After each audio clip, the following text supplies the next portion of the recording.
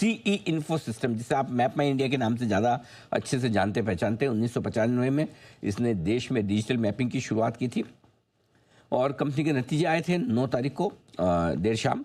नतीजे मैं आपके सामने रख दूँ। शानदार नतीजे पेश किए कंपनी ने। 35% आय में रही बढ़त, कामकाजी मुनाफा EBITDA 45% बढ़कर आया है, मार्जिन्स में इंप्रूवमेंट हुई, 38% के पार निकलते हुए दिखे हैं और मुनाफा भी लगभग 30% बढ़कर आता दिखा है। हमारे साथ एक बेहद खास मेहमान कार्यक्रम में हो रहे हैं शामिल, राकेश वर्मा साहब, जो कंपनी के को फाउंडर हैं, चेयरमैन हैं और मैनेजिंग डायरेक्टर हैं।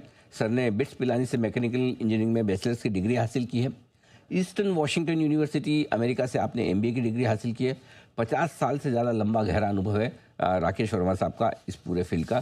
सर गुड मॉर्निंग, बहुत बहुत स्वागत है सर। धन्यवाद जी बिजनेस को समय देने के लिए। सबसे पहले बहुत ही दमदार परफॉर्मेंस एक बार फिर से आपकी कंपनी की आई है इस तिमाही में, बधाइयाँ स्वीकार करें सर। और बताएं क्या खास वजह रही सर इस तिमाही में? हर एक पैरामीटर पर नंबर्स बहुत मजबूत है। Thank you. सबसे पहले अनिल जी आपको जो धन्यवाद सर। दमदार आप रहे हैं, या मैं कह रहा हूँ स्ट्रॉन्ग ग्रोथ, इसके कई कारण हैं जी। एक कारण, हम मैराथन रेस में हैं, हम 100 मीटर रेस में नहीं है। हम स्ट्रेटेजिक चीजों को सोचते हुए आगे बढ़ते हैं। तो कई Q4 में खास करके कई माइलस्टोन्स अचीव होता है, जिससे हमारा रेवेन्यू ग्रोथ होता है, जो और क्वार्टर के हिसाब से ज्यादा होता है।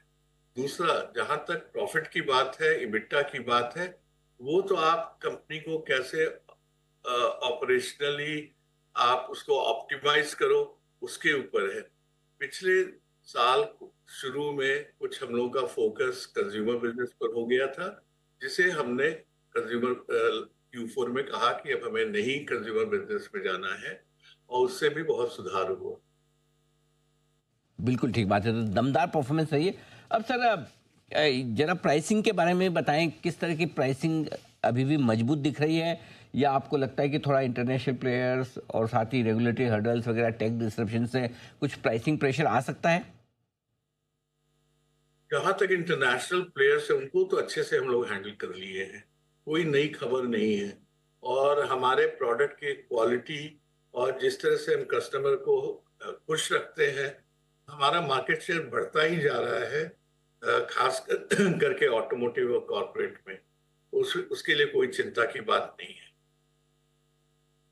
सर एक और बात बताएं कि आपकी बैलेंस शीट पे 660 करोड़ रुपए के आसपास का कैश, अगर मेरा नंबर सही है, और भारी भरकम कैश है आपकी बैलेंस शीट के साइज को देखते हुए 72% से ज़्यादा।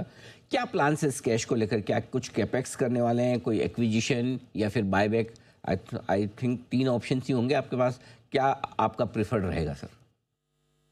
उसके लिए कुछ बैकग्राउंड दे दूं। जी। कंपनी ने डिसाइड किया, जैसा हमने डिस्क्लोज किया है स्टॉक एक्सचेंज में, कि हमारा गवर्नमेंट बिजनेस और IoT बिजनेस, ये दोनों हमारी 100% सब्सिडरी जो है मैपल्स विडटेक, जिसको हमने रिक्रिस्टाइन किया है मैपल्स डिजिटल, मैपल्स DT करके, जो फोकस कर रही है डिफेंस टेक में, डिजिटल ट्विन में और डिजिटल ट्रांसफॉर्मेशन में। उस इस सब्सिडरी में हम काफी जोर शोर से निवेश करेंगे, जिससे कि ये वही काम करे जो कि हिस्टोरिकली मैप बिजनेस ही करता था।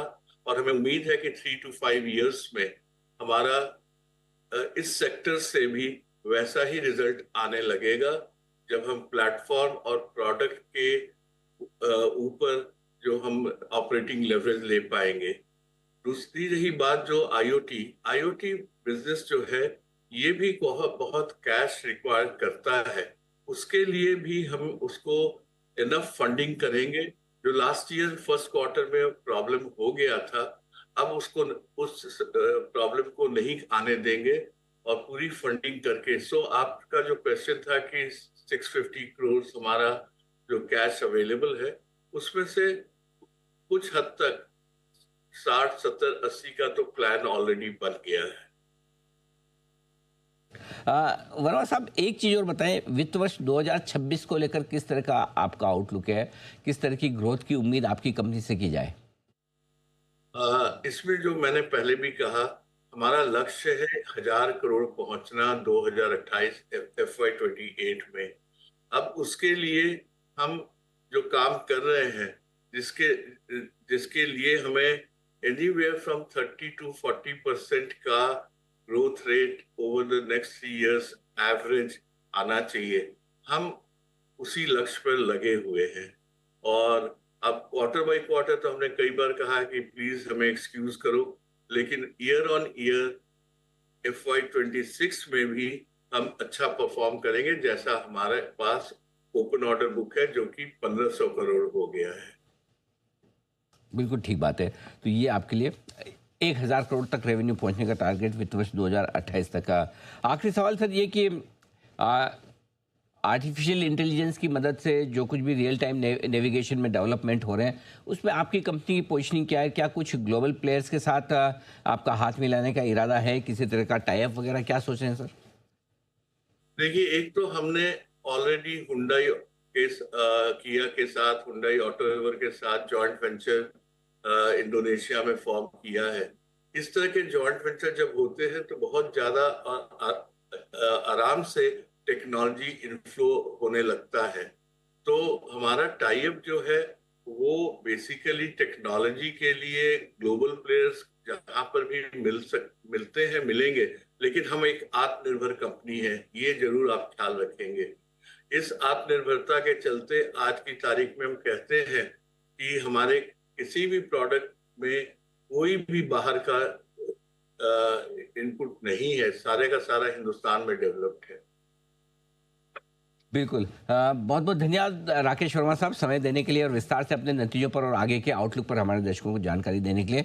एक बार फिर से सर आपको मजबूत नतीजों के लिए बहुत बहुत बधाई और धन्यवाद हमारे साथ जुड़ने के लिए। Thank you. मैं